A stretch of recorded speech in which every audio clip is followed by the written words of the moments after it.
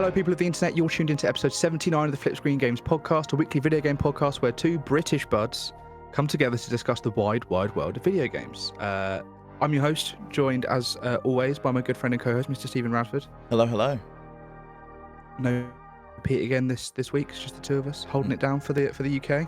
I know, Max. Yeah, it's a UK invasion once again on FlipScreen. It's just, I mean, we had Sierra on Nintendo Noise this week, so it's not entirely British. It's true. It's true. It's just nice to know that the Empire still lives, and it's through us. Yeah, exactly. And I am Darth Vader. That's the Empire you were talking about, right? Yeah, that's the one I was talking about. That is the one I'm talking about. So this week we are going to be discussing. Last night at 9 o'clock our time, there was a state of play, the first one of 2023.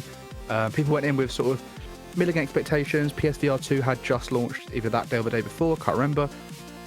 So we sort of knew there were some VR titles. We knew they were going to show off Suicide Squad for a sort of a long period of time. We weren't sure what else was going to be shown. Yeah, I would agree. So people weren't really sure what else was going to be shown, and the answer to that is basically nothing, because I think personally this is one of the worst state of plays I've ever seen. There were some stinkers when it first came around, when they sort of found their footing. They've been a lot better recently, but this one really gives me like E3 2015 vibes. Or it's not that. It wasn't what was that the one? Bad. E3 2015. Oh my god, the one that was in like San Diego instead of Los Angeles. That one.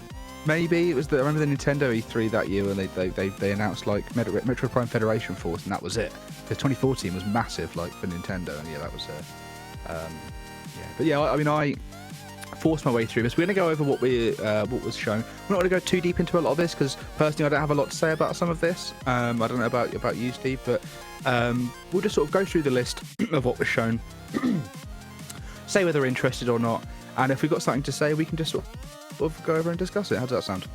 Yeah, it sounds good. So it started out with the PSVR 2 showcase, like you said. Mm-hmm. And I don't know about you, but I was very underwhelmed by basically everything that they showed. So they showed like 5 games: the Foglands, Green Hell VR, Synapse, Journey to Foundation, and Before Your Eyes. Not one of them really grabbed my attention. I was just like, okay, cool. These are just like middling VR titles. I was expecting something to maybe push me over the edge and click that buy button on a PSVR 2, because at the moment, as we discussed a couple of weeks ago, it's like Horizon Call of the Mountain is really the only game that's drawing people in. Like, we know Resident Evil Village VR is coming, and I think people like Gran Turismo 7 in VR, but I want something like a Half-Life Alyx, that like real immersive experience, and it didn't look like any of these titles really hit that mark, at least for me. No, I agree. I was looking at these with, I went in with like an open mind. I've been a bit of a critical of the PSVR 2, and I'm open about that. So yeah, I'm waiting for something to be like, okay, cool, like this is better than owning a Quest or plugging it into your PC or something like that. And every single one of the games, I was like, all right, okay, I can see. And then as soon as you see the gameplay, it's like, oh, I've played this game loads of times on Quest 2 or elsewhere. The Foglands, I was like, okay, cool, it's a roguelike, that's interesting. And then, it's very much the same sort of corridors and the same sort of enemies. And okay, cool, it's a shooting game, fine. Green Hell maybe a little bit interesting. It's got more of like survival-y stuff. Synapse, honestly, I can't remember what that one is now off the top of my head. Jones Foundation, Synapse, what's more interesting about that is that like it's based on shooter one that was by... They're all shooters. Yeah, I know. Yeah, it was the like sci-fi looking one that reminded me a little bit of Pistol Whip, but not as cool. So yeah, I don't know. Okay. You're also describing Journey to Foundation there, which I think is based on the Foundation. Is it? I think it's a book series. I think it might also be like an Apple TV series out or coming out, something like that. So that would be interesting for fans of that. But I do feel like watching the actual gameplay of it was like, okay, cool, I've played this game before.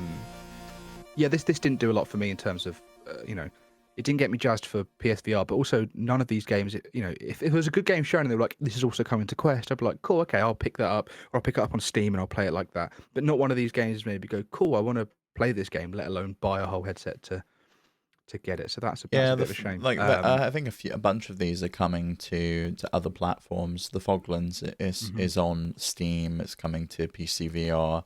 I would imagine the majority of these are. I don't think any one of them said they were exclusive to PSVR 2. No, So whether they come to which is odd, Quest isn't it? is another thing, because obviously that's a Hmm. low end hardware, but they could easily come to Yep. PC. It is odd, like you say. You kind of want some exclusive games, especially for the first state of play out the gate in 2023. Yep. You would kind of expect them to have something a little more than they showed for PSVR 2.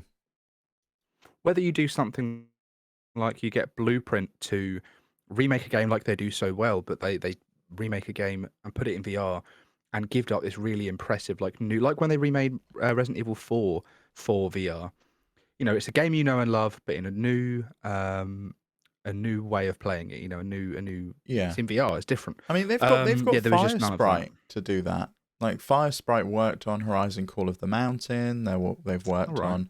on the Persistence VR. They've worked on the Playroom VR game. They're the VR studio that Sony has based in the UK, and it makes sense to utilize them.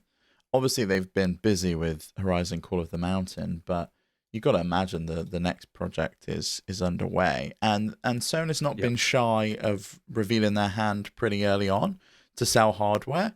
They did that with the Wolverine game and Spider-Man 2. They revealed that they were working on those early on. You know, Wolverine's at least another 2 years out, according to that report by Jeff Grubb.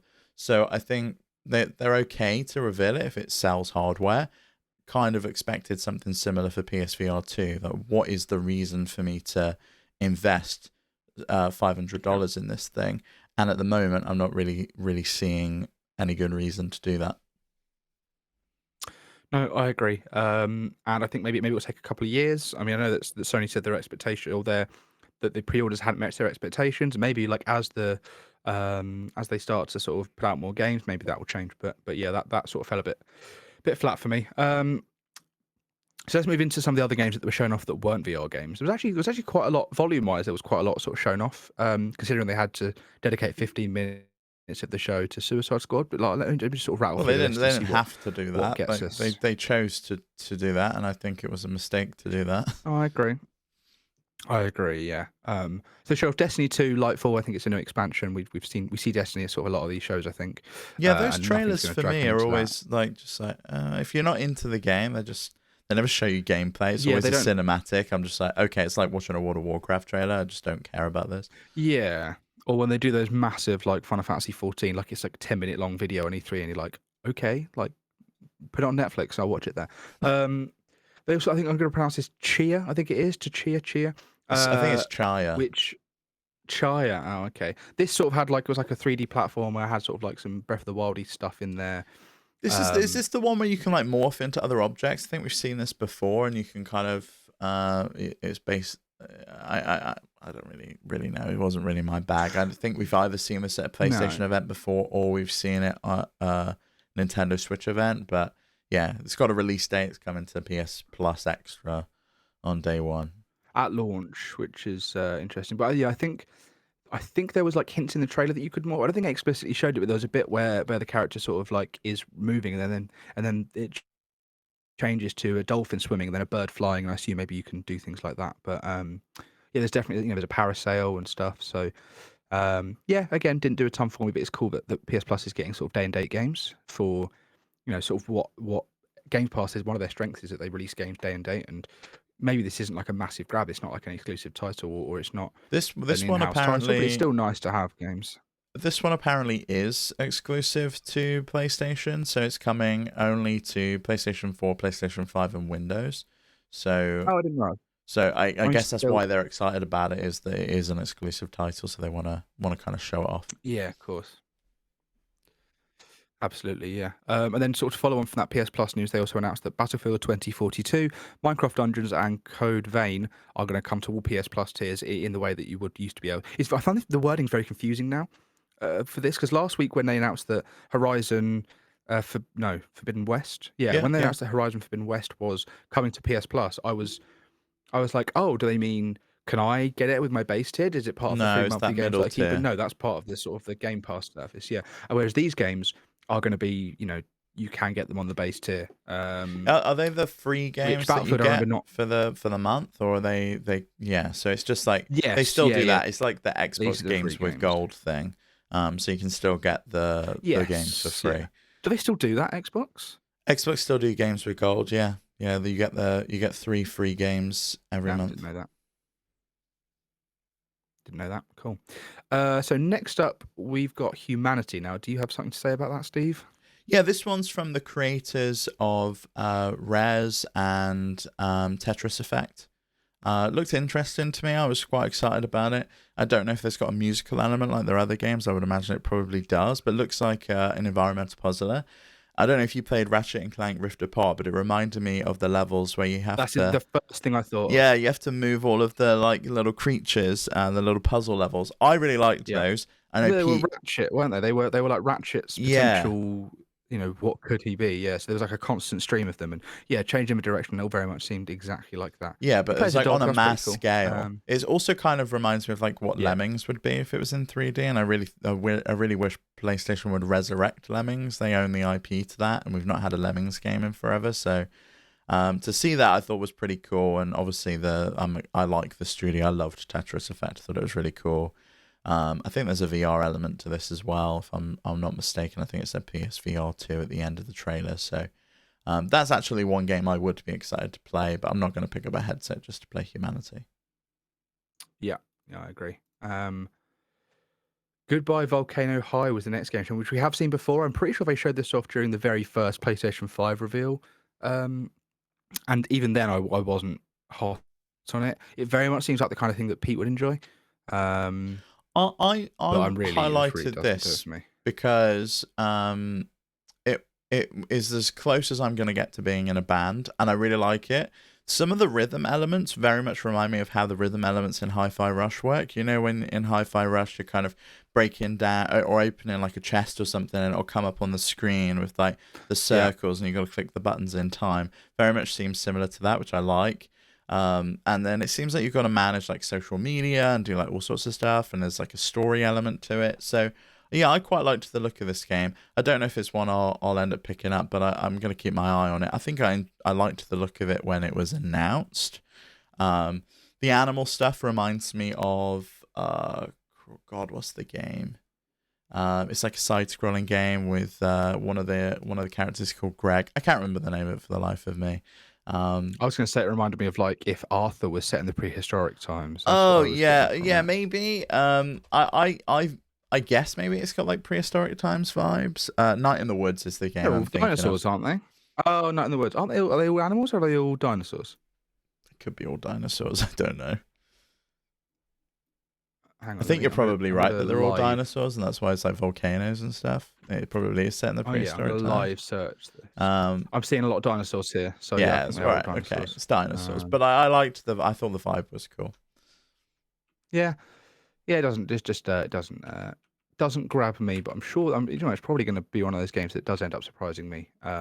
Sometimes a rhythm game like Sayonara Wild Hearts. I was like, all right, I'll give it a Oh, go. I And I ended loved up really that enjoying game. That that was game. so good. Yeah. Yeah, that's really good.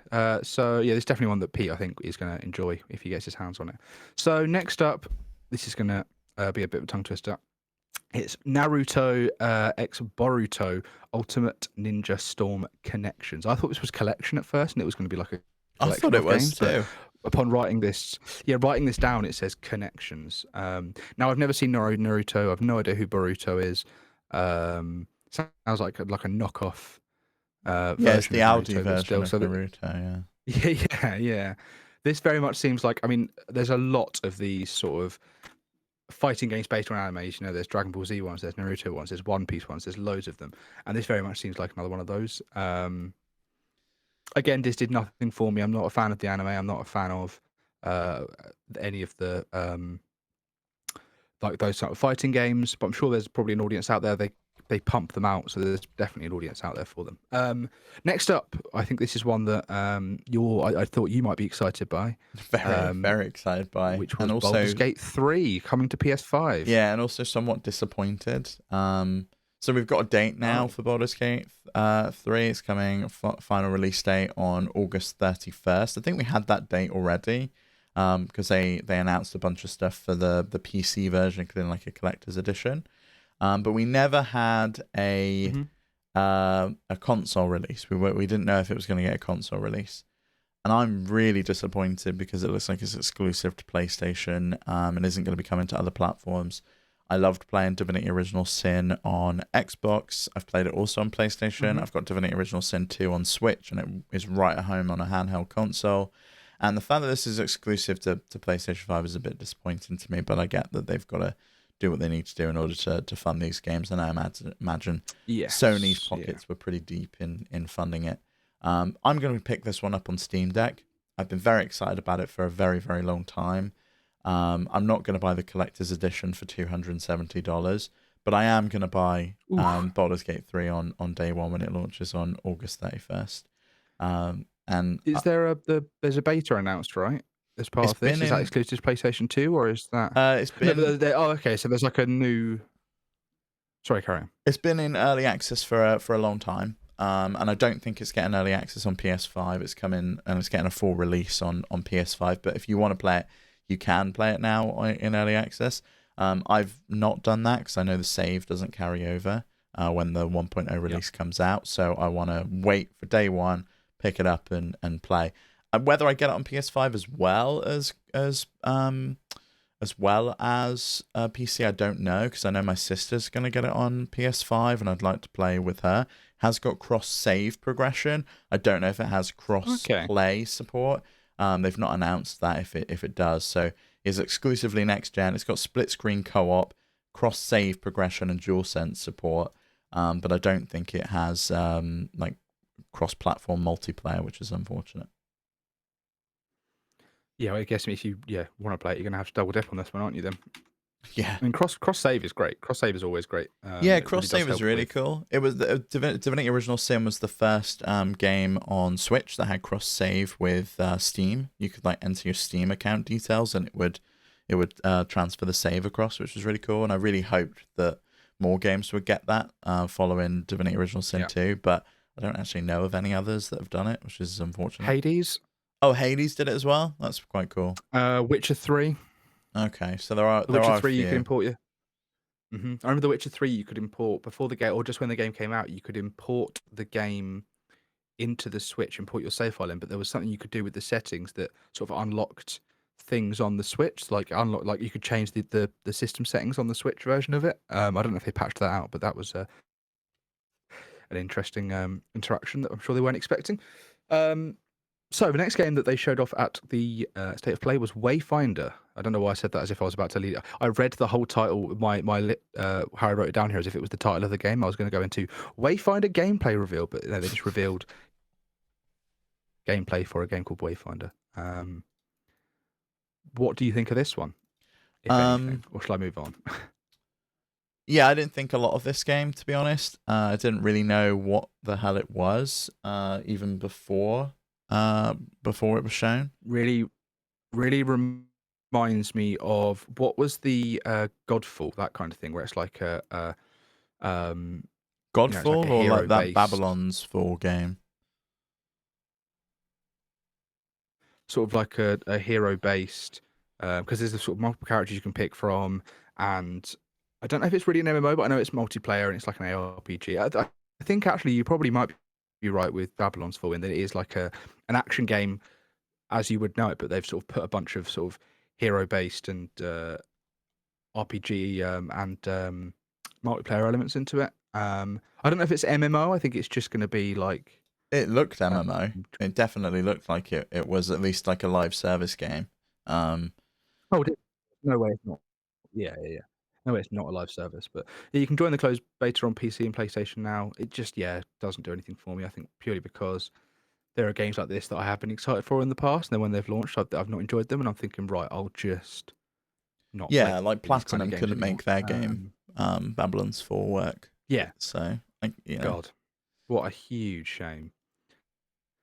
Because I was really excited for that game when it was sort of first revealed and the first sort of stuff you start to see with it. I was like, okay, cool. They're just making a new action game, a brand new IP. Post the first game, post Nier Automata they'd made, and I was like, cool, let's get into this. And then, as soon as they showed off that trailer where it was a live service game, I thought, wow, What a waste. Moving swiftly on, they've revealed, well, I guess re-revealed 3 characters for Street Fighter 6. These are all characters we know already. I think it was Cammy and then 2 others I can't remember. They are now in Street Fighter 6. I guess you kind of expect all the staples to be in there anyway, so that's that. And then the final thing they showed off that wasn't the big Suicide Squad reveal was a new trailer for Resident Evil 4 and the news that there's going to be a demo coming soon. Which is quite exciting. I'm very much the game looks great again. I'm sure you felt the same way, right? Definitely felt the same way. I was really excited for it when I saw it. Reminded me of some of the elements of Resident Evil 4 I didn't like when I played it initially. It was very action heavy and like some of the elements like that. However, being able to see Leon move and shoot and do those action elements at the same time, which obviously has never been possible in Resident Evil 4 before, I think it's going to change the game for me. That was the big thing that I hated about playing that game. It just felt like it was stuck in the past. It was like one of the last games where you couldn't move and shoot. And, we had games like Call of Duty and Halo and stuff where we had those controls at that point. And I think even the latest Silent Hill at that time, you could move and shoot and just like free roam. And it felt like Resident Evil 4, it was the final one where you couldn't do that. So I'm excited about it, really excited about it. Great to see Leon in action again. Great to see some of the cool enemies being that we know and love from the original game coming over. So yeah, really excited to pick up the demo whenever that drops. Yes, I'm really hoping the demo comes to Steam as well as PlayStation, because they released the PC requirements a couple of weeks ago, and it's the exact same as Resident Evil 7. So I know that not Resident Evil 7, sorry, Resident Evil, what was Village? 8. Yeah. Resident Evil Village. Yeah. They're the exact same as Resident Evil 8, which ran great on the Steam Deck and looked great on the PC, and I was able to sort of play between them flawlessly, and I really would like to do the same with this one. So I'm hoping the demo comes here, because that's where I'm definitely going to be picking it up day one on Steam. So yeah, looking forward to more of that. I've never played Resident Evil 4 before. This is going to be like a first time experience Really? playing. What Resident Evils have you played? One, yeah. Have you just played 7 and Village? I think we've actually done this before. I've played 7 Village, 7 Village, 2 Remake, 3 Remake. Okay, so you played the good ones. And yeah. And I tried to play 1 again, and this is like Terrible. last year. Remember when I had that October where I was just playing exclusive games? Yeah, the first Resident Evil really didn't do a lot for me. Because like you say, it's so stuck in the past. Yeah, fixed like, camera angles. At the time where it's, yeah, I just couldn't I couldn't put my head around. What I love about the Resident Evil games, especially Village and 2, was the exploration element. You're in this sort of semi-open map. You're moving around. You're finding secrets. You're trying to get those bits of the map to go blue from red or whatever they are, or green, whatever the colors are that say there's an item in there. Whereas I just could not wrap my head around the map in Resident Evil Remake. So yeah, I've sort of moved on from that very quickly. But yeah, very much looking forward to this. So the next thing we're going to talk about is the last thing they showed off at the State of Play, which they did 15 minutes of Suicide Squad, which was actually only about like 6 or 7 minutes of gameplay, and then the rest of it was sort of developer stuff. Chatting from Rocksteady, A lot of chatting. Which, to be fair, I don't mind if it's done well. I feel like this was not done well. This was not a good section of the presentation. They went and looked at what Microsoft did with the Developer Direct. I felt like that struck a good balance of gameplay with voiceover, with developer interviews. They had specific people who spoke about sections of the game that they worked on and elements that they added in. It wasn't just fluff for no reason, like, oh, we want to get the developers on screen. Whereas this didn't feel very cohesive to me. Yeah. And also the even just the actual game, like this is when the game was first announced, I was like, okay, cool, that sounds really fun. The Suicide Squad can be fun, and having Superman and the Justice League be villains, that's a really interesting concept to me. And then we saw another trailer of it, I believe, and I was like, this looks good. This looks like a fun, it's Rocksteady, it's set in the Arkhamverse. It's very, I loved all the Arkham games. I thought this is a lot of potential. And then I think it was at the Game Awards when they showed a trailer, and I suddenly realized this was going to be more of a multiplayer, more of a like we've seen with Gotham Knights, like we've seen with the Avengers game. It's going to be more of that. And then when they saw the loot, and then they started talking about gear levels, and they started showing off all of the numbers and how you can get loot that has um, incrementally, like, I don't know, it does slightly more damage to an electric enemy or something like that. And that's just not fun. It's To me really personally, anyway. it feels like they started developing this game like 3-4 years ago when live service games were at their height, when Yeah, Destiny 2 was like on top, and like trends have moved away from that now. I I think wrote that in people are this sick and document and then tired of that. deleted it. That's funny. I wrote that in the document and I thought, no, no, no, I'll get rid of that. But no, that's funny. Because think of, like, we had around that time, we also had the Division and the Division 2, Yeah, and even the Division 2 kind of fell off a little bit because I think people were just like, I'm kind of sick and tired of these looter shooters. There's only so many I can do, and yeah. Destiny kind of has its grip on that, as we saw from the trailer. A lot of people were really excited about Destiny, and another expansion coming to it. I just think that this is just another miss for a DC game yet again. Yep, I agree, and it's a shame that the movies and the game seem to be sort of like linked in that way. But yeah, yeah. There's just so many numbers, so many menus. Like when they showed that bit where you could look for all the menus, and there's just like 12 options up there. Like there's missions, there's your gear, there's a map, there's like your battle pass. All this stuff it's just overwhelming. And I feel like they're just trying to cram too much in. I don't know why they're doing it, but I still think the actual gameplay looks somewhat fun. Yeah, but I think it's going to You're be still. riddled, but with just systems and things you have to Oh do, and yeah, like figuring out yeah, strategy. And I don't think you want that. You just want a fun action game like Spider-Man, but with DC characters. And I really do not understand why no studio can seemingly get that, especially someone like Rocksteady, who worked on some of the best Batman games in history. And I know you said that this is set in the Arkham verse. I didn't even realize that, yeah. when they announced This the is game. Kevin Conroy's last performance as Batman. Is in this game. Yeah, it's Um, mental. before he died last year. So yeah, it's just. I feel like it's going to do a lot. It's going to sort of maybe ruin the legacy of that a little bit. I'm also not entirely sure how it's going to work out because they did sort of kill off Batman, didn't they, at one point? But I don't actually know if that's Is that canon? I don't remember Just them forget ever. about that. Yeah, yeah. No, well, I don't know. They did the whole, like, the operation. I can't remember what he calls it now, but he basically blows up Wayne Manor and kills himself. But he's probably not actually dead because he then it just doesn't make any sense that Gotham Knights wasn't set in the Arkhamverse but takes place after Batman's dead, and is clearly inspired a lot by that. Yeah, because Whereas this Batman's not in game, that game, which right? no, he's dead at the start. That's why the Gotham Knights come together. But that's not set in the Arkhamverse. It's not related to those games at all. Whereas this one is. It's just odd. It doesn't make any sense to me. So what overall did you think of the state of play? I thought it was a waste of my time, and Hmm. uh, I hate saying that because I know that these developers put a lot of time and effort into these trailers and presentations. There were just so few games that I was really excited about. Baldur's Gate 3, that could have just been a video that they posted that is coming to PS5, and I Hmm. think a lot of people found out from Larian's Twitter account and were pretty upset that it wasn't coming to other platforms from the replies that I saw. Resident Evil 4, that is a big announcement for me. The fact that a demo's coming. I loved the demo for Oh yeah. 7. I loved the demo for 2 and 3 Remake. It's great that we're going to get a demo for Resident Evil 4, but I'm sold on that game anyway. Suicide Squad I was never going to play Yep. anyway. But 15 minutes of that, which was a really, I think, boring section of the presentation. I kind of zoned out when that came on. Agreed. I think just wasn't great for them.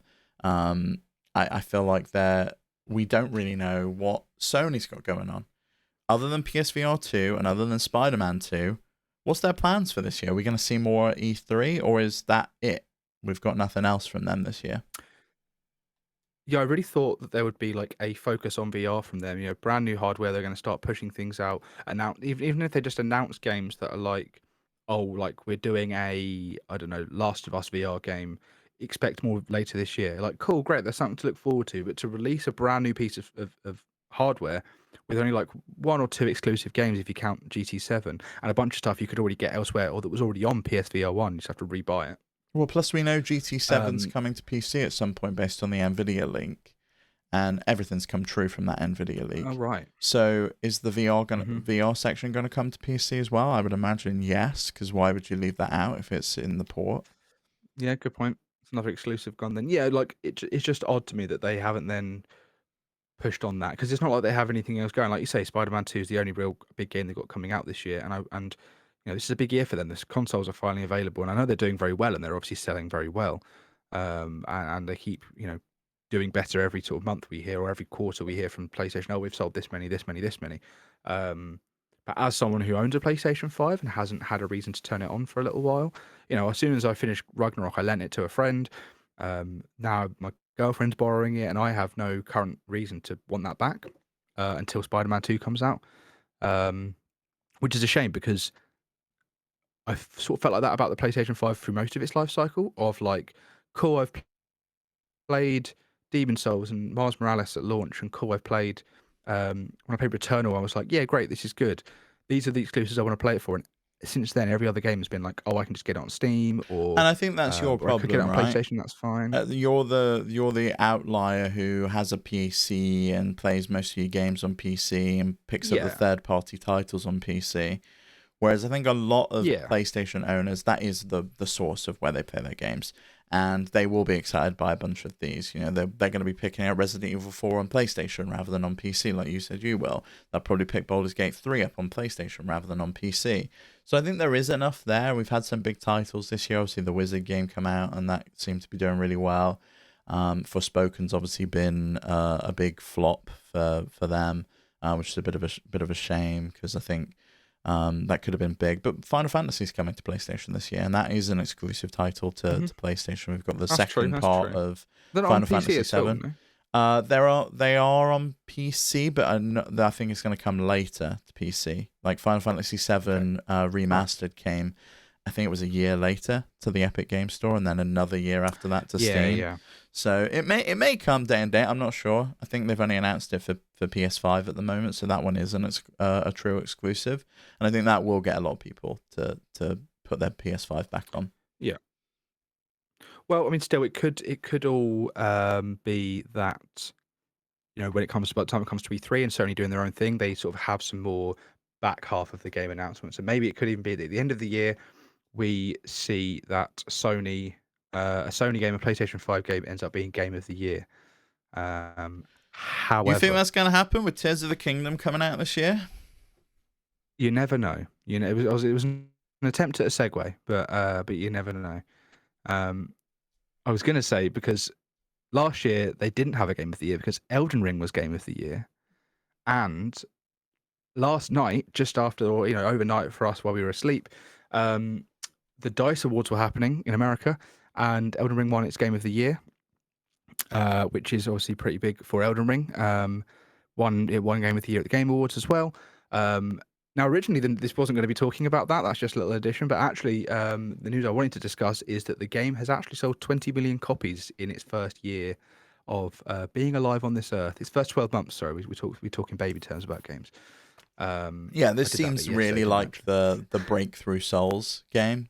Mm-hmm. Oh Because yeah. like I it was the one that got me to play it, because obviously it combines the open Mm-hmm. world Skyrim formula with Dark Souls combat.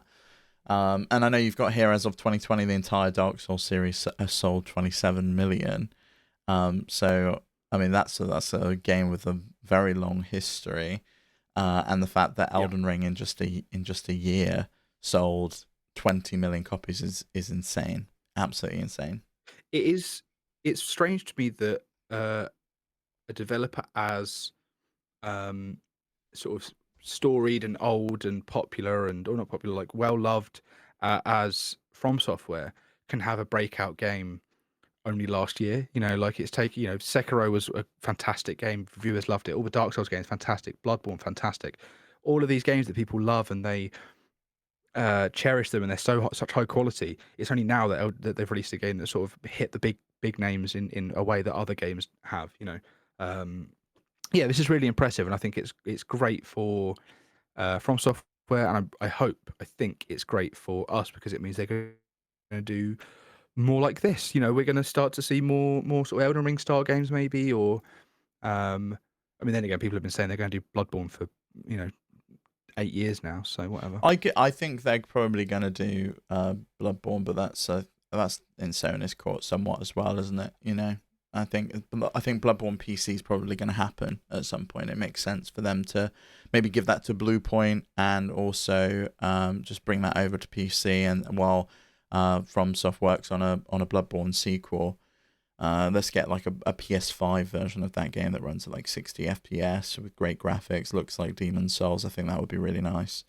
And we'll probably get me to pick it up and play it. But, FromSoft's also got Armored Core in the works. I'd imagine they've got a DLC for Elden Ring queued up that people seem to think is going to by June. Fill in. And yeah, no, it's got a release by June, or you won't get the points. By June. I think Bloodborne, if they were to do like a new version of Bloodborne, I think it will have the sort of resurgence that Metroid Prime Remastered has sort of had, where when the game came out, it was somewhat popular, but only really sort of peaked at 1 million, and that was the best-selling Metroid game, and the franchise is sort of laid dormant, right? Yeah. Bloodborne came out, reviewed fantastically, but didn't sell a huge amount because I think it was more niche. Dark Souls 2 had only really just come out, or was coming out, something like that. No, it had just come out. They were working on Dark Souls 3. And the PlayStation was sort of just finding its footing because it's only been out for a year at this point, so the game didn't do fantastically well. Years down the line, it's obviously had like a huge vocal fan base, and loads of people have picked up and play it. So I think if they were to remake or remaster or just re-release Bloodborne in a fashion that it works, at 60 FPS and all that sort of stuff, I think that we'll see that game sell quite a lot. And I also think that Elden Ring is going to have introduced so many people to the Souls formula that to have a big PlayStation 5 exclusive in Bloodborne, with all the people that have enjoyed Elden Ring, I think that would do really well. No, I agree with you. I think anything that comes out, they do the whole Pixar thing, like from the makers of Toy Story, it'd be like from the makers of Elden Ring, and it's going to sell. It's going to sell now. I think we're going to see a lot of that now, of them sort of using Elden Ring as their sort of push for marketing. But also, I guess maybe they don't need to, because I always feel like the From Software games, all you need is that white From Software logo appearing on a cryptic, but that was the niche thing though. But up until Elden Ring, nothing's been a breakthrough title for them. 20 million is a lot of copies to sell, and I think Elden Ring probably holds a little bit more of marketing power than I think people give it credit for. I do wonder who they do their next game with, though, because they always seem to shop it around, right? We've had them do games with Sony, with Activision, with Bandai Namco. It's just like, who's going to publish the next one? I never really know what FromSoft plan on doing. Yeah, and it is interesting that they are, I guess, like Platinum in a way, that they are sort of more independent and will have to shop around for funding and publishing and things like that. But I think the quality of their games and what they put out, and the variety of their games as well, which I know is silly because they are all technically like similar in style, but like the different locations, the different mechanics, the different art styles, all that sort of stuff. They rarely sort of do exactly the same thing again, So yeah, I'm looking forward to whatever they do next. Maybe we'll see if Armored Core ends up being the best-selling game in the series as well, shall we? We've done an awful lot talking about games here, Steve, but we haven't yet thanked the people that are keeping the lights on and are allowing us to talk about games. Let's get on with some housekeeping, shall we? Yeah, let's do it. Cool. So we'd like to thank our Patreon producers for February. I said that weird, whatever. So on the list, we've got Arnold J. Rimmer, Christopher Valenz, Earth Visitor, Gabriel Hasselmeyer, aka Asobi, Wakahula, Snackugo, and Ty the Dude. Would you like to tell everyone else where they can get involved in all of this, Steve? Yeah, of course. So if you want to join these wonderful Patreon producers, you can visit patreon.com/FlipScreenGames. Over there, you'll get our exclusive podcast, One More Thing, as well as early access to most of the episodes and videos that we put out. And we're going to be posting an update over there soon as to what's going on with some other stuff that we've got in the works. And you can also find everywhere else we are on the web at flipscreen.games. And if you want to follow us on our new Mastodon instance, you can at flipscreen.social. But come check us out elsewhere. Come check us out on Twitter, Twitch, and of course, come and join our Discord where you can join our wonderful community over there. We'll always keep the conversation flowing after the mics have been turned off. But we're not turning the mics off just yet. We have one last thing we're going to touch on, which sort of follows up from something we spoke about on this week's Nintendo Noise, but also something we've sort of been discussing pretty regularly over the last few months, I guess, is Microsoft still keen to get this Activision deal through by any means necessary. Yeah, it sure seems that I don't way, think they've been right? as desperate as Sony to stop it yet, but yeah. Yeah, but did you also notice Microsoft have? Oh, go on. Did you notice also alongside this, they've chucked on. They obviously chucked on Minecraft Dungeons on PS Plus, so it's just like I'd imagine that's going to be more. That's going to be more ammunition for them in their legal fight against Sony. I didn't even think of that, because it's just like, but we have put our games on your subscription service too, so we'll do the same with Call of Duty, and it's going to be no problem, and everyone's friends here. Yeah, I think it's. I do think this sort of stuff is beneficial. Because it means that we sort of benefit in many ways. But yeah, so this week's update has been that Microsoft has struck a deal with Nvidia to bring all Xbox games to GeForce Now. They have announced a 10-year partnership, very similar to their Nintendo deal, to bring Xbox PC games to the Nvidia GeForce Now cloud gaming service. Now, I've used GeForce Now before, and I'm fairly certain it's not like Games Pass in the you can. You pay a subscription and then you can have access to all of these games. I think you have to own the game somewhere, whether it's Steam or through Windows or whatever. And then you can stream that game. You link your accounts up and then you can use Nvidia's platform to stream those games. So it seems to be that so far. Sorry, I'm just opening the link. It seems to be that so far they are going to start moving over Xbox PC titles, which is going to be sort of anything that's on. Anything that's on the Microsoft Store, or I think they're working on adding in Steam and things like that for games like, I guess, Hi-Fi Rush, or anything that's on Games Pass that's owned by Sony. Will all be available on GeForce Now. So like, not Sony, Microsoft, right? So like Forza. Sorry, yeah. Forza, Halo, all of those kind of things will come over. I'd imagine we'll probably get Starfield when that gets released later this year, which will be a huge win for Nvidia. But yeah, at the moment you can connect to Steam, Epic Games, Ubisoft Plus, or Connect, or whatever they call it, EA's app, and GOG.com. But they're going to be adding the Microsoft side of things to the mix as well. And I can imagine there's two reasons why they want to do this, right? Yes, it's like great for them, and they get some money, and it's a great partnership. And I think really though the main reason, and no one's like stupid here, is to mitigate the issues with the EU, the CMA, and the FTC. Now, this fights the CMA on two fronts, because not only is it Call of Duty, and they're saying they're going to share Call of Duty, because Phil Spencer said, this partnership will help grow NVIDIA's catalog of titles to include games like Call of Duty, while giving developers more ways to offer streaming games. We're excited to offer gamers more ways to play the games they love. And I think that's one way, right? Call of Duty is coming to other platforms. But one of the biggest hang-ups the CMA had was that Microsoft is going to have a monopoly, or effectively already have a monopoly on cloud streaming. This is the only other real platform other than Sony's that's offering cloud streaming since Stadia died. And I think to get your games on GeForce Now and be like, look, we are friendly. We are going to share our games. We're not precious about owning the cloud. We just want to get our games in front of as many people as possible so they can all play them, and that's the strategy.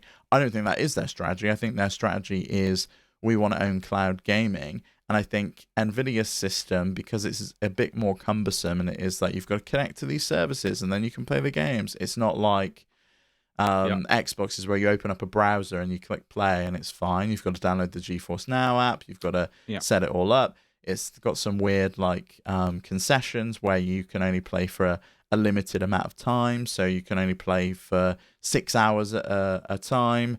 And then if you want to upgrade to the top end plan, which gives you the GeForce 4080, I think it's the 3080 at the moment, but the 4080 is coming. That's like £18 a month, so it's not cheap. So I think Microsoft are not really seeing GeForce Now as a threat in that regard, and are happy to put their games over there because of it. I think Sony, I think they probably would have a bit more of an issue with, but if them being able to acquire Activision Blizzard is kind of hanging in the balance based on Call of Duty not being on other cloud streaming platforms, I think they're fine to chuck that everywhere, because Call of Duty is one aspect of it. In Phil Spencer's interview with Neil Patel over at The Verge, he did a great podcast. I recommend going and listening to it. He mentioned that it's king in the mobile division, and Candy Crush is the real moneymaker for Activision Blizzard, and that's where the money is. And I think they really want to get into mobile. Yeah, I agree, and I think that what you said before about how Nvidia GeForce Now is somewhat clunky, and that you have to sort of own the games, blah blah blah. Game Pass is literally you pay for it, whatever, you can play it on your mobile, on your PC, on your Xbox. It's everywhere, right? And I think you're right; they don't see it as much of a threat. So, yeah, I think this is going to be a maybe for like the average gamer's not going to care as much about this as they will about like Nintendo, but I think that they are really going to sort of just trying anything they can and they're to get this deal through. So yeah, I think we're still really not much closer. We've been talking about this for a little while now. We're no closer to having like a definitive. Yeah, we think it's going to happen. It's still very much up in the air. I really don't think it's happening by the end of this year. I think they expected it to close by the close of their fiscal year, which I think is in April. That's just, there's no way that's happening with this hold up from the regulators. I also kind of am hopeful that this maybe gets us one step closer to getting what I really want, which is Game Pass on Steam. And in the same way that EA Play is on Steam, because it feels like, yeah, well, we're also going to provide the exact same service that we offer on our platforms on Steam, and we're going to share the wealth with Valve, and it comes then to the Steam Deck, and that's a system that we don't own and we don't really care about, and it's really, it's not about us selling consoles, it's a different strategy, and it's not about us owning the cloud, it's about getting games in front of everyone, because that's the messaging they're trying to push. Whether people believe it or not, I think is another matter. I think they're going to have probably a hard time convincing regulators that this was in any way something other than kind of smoke and mirrors, because they've done the deal with Nintendo and they've done the deal with Nvidia, but that's not their main competitor.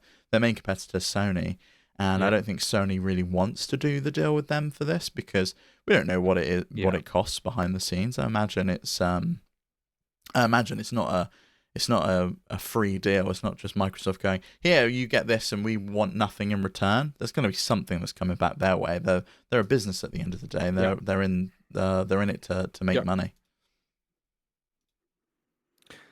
Yep, I agree, and I think it's interesting that Sony are the only ones that maybe haven't had a reach out yet. They've committed to Steam, they committed to GeForce Now, they committed to Nintendo, and they haven't done an announcement saying, oh yeah, but I think that's probably because they haven't made the deal with Sony. So well, Phil Spencer said that they will that he's open to committing to Sony and would do the exact same thing, because do you remember we had that it was again on that interview with Neil Patel on The Verge's Dakota podcast, but we had that reveal that they committed to I think it was giving them for several more years, so it was like another 3 or 4 years that they would get Call of Duty, and that they would fulfill the commitments that they already had, but they said that they would be open to giving a longer term commitment.